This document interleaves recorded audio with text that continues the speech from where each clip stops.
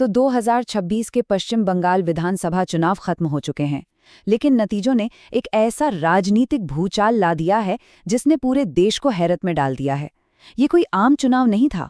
जो स्थिति अब बन गई है वो सिर्फ एक राज्य की नहीं, बल्कि पूरे लोकतांत्रिक ढांचे के सामने कई बड़े सवाल खड़े कर रही है।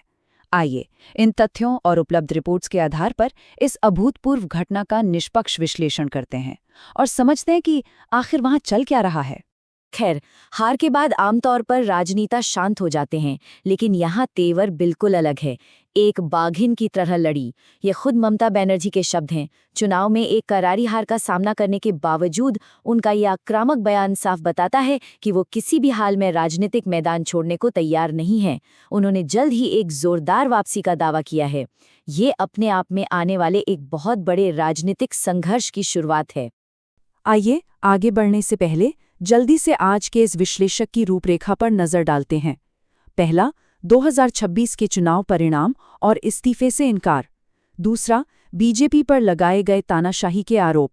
तीसरा, 15 साल बाद विपक्ष में वापसी। और चौथा, बंगाल में बढ़ता राजनीतिक तनाव। तो शुरुआत करते हैं पहले पहलू से, 2026 के नतीजे और इस्तीफे से इनकार। देखिए, सबसे चौंकाने वाली बात यही है कि चुनाव में पराजय के बावजूद ममता बनर्जी ने अपने पद से इस्तीफा देने से साफ इनकार कर दिया है।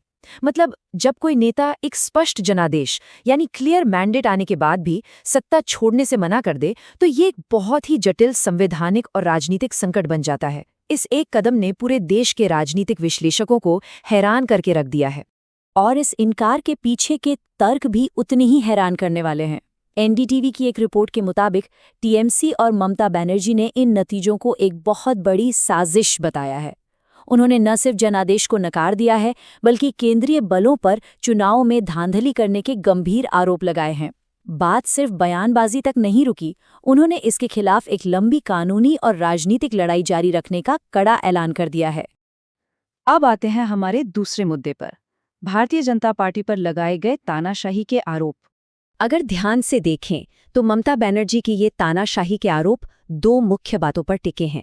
एक तरफ केंद्रीय एजेंसियों के दुरुपयोग का बड़ा दावा किया गया है कि सरकारी मशीनरी का इस्तेमाल राजनीतिक विरोधियों को दबाने और कुचलने के लिए हो रहा है। वहीं दूसरी तरफ सत्ता हथियाने के लिए हिंसक राजनीति और असंवैधानिक तरीकों का इस्तेमाल करने का गंभीर आरोप है। विपक्ष का पूरा नैरेटिव इन्हीं दो दावों के इर्द गिर्द घूम रहा है, जिसने बंगाल के माहौल को और गर्मा दिया है। आइए अब तीसरे बिंदु की तरफ बढ़ते हैं। 15 साल बाद विपक्ष में टीएमसी की वापसी। 15 ये सिर्फ एक संख्या नहीं है। 15 साल तक लगातार सत्ता में रहना और फिर अचानक से विपक्ष में आना, किसी भी पार्टी के लिए ये एक बहुत बड़ा मनोवैज्ञानिक झटका होता है। इतने लंबे समय तक सरकार चलाना, नीतियां बनाना और अब अचानक से सड़क पर उतरकर विरोध करना, ये एक ऐसा बदलाव है जिसने पार्टी के पूरे संगठनात्मक ढांचे को हिलाकर रख दिया है। दरअसल द फेडरल की रिपोर्ट इस पूरे बदलाव को बिल्कुल सही ढंग से एक नई और जटिल राजनीतिक चुनौती बताती है। ममता बनर्जी और उनकी पार्टी के लिए इतने सालों बाद विपक्ष की बेंच पर बैठना बिल्कुल आसान नहीं होगा। सत्ता पक्ष से संघर्ष करना, नई रणनीतियां बनाना, ये उनके राजनीतिक अस्तित्व और भविष्य के लिए एक बहुत बड़ी अग्नि परीक्षा साबित होने वाली है। और अब आखिरी हिस्सा, बंगाल में बढ़ता राजनीतिक तनाव और हिंसा की आशंका। जैसे कि हमने देखा, चुनाव परिणामों को साजिश बताने और इस्तीफा न देने का असर जमीन पर साफ दिखाई दे रहा है।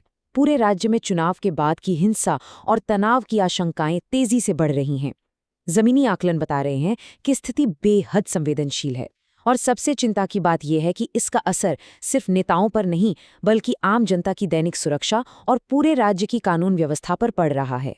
तो इन सभी बातों और इस संवैधानिक संकट को देखते हुए एक बहुत बड़ा सवाल खड़ा होता है, क्या बंगाल अब एक लंबी, थका देने वाली कानूनी लड़ाई का गवाह बनेगा या फिर सड़कों पर हिंसक झड़पें देखने को मिलेंगी? आज सामने आई रिपोर्ट्स इन दोनों ही खतरनाक दिशाओं की तरफ स्पष्ट रूप से इशारा कर रही हैं। इस विश्लेषण का हिस्सा बनने के लिए धन्यवाद। भारतीय लोकतंत्र का ये एक ऐसा मोड़ है जिस पर आने वाले वक्त में हम सबकी नजरें टिकी रहेंगी।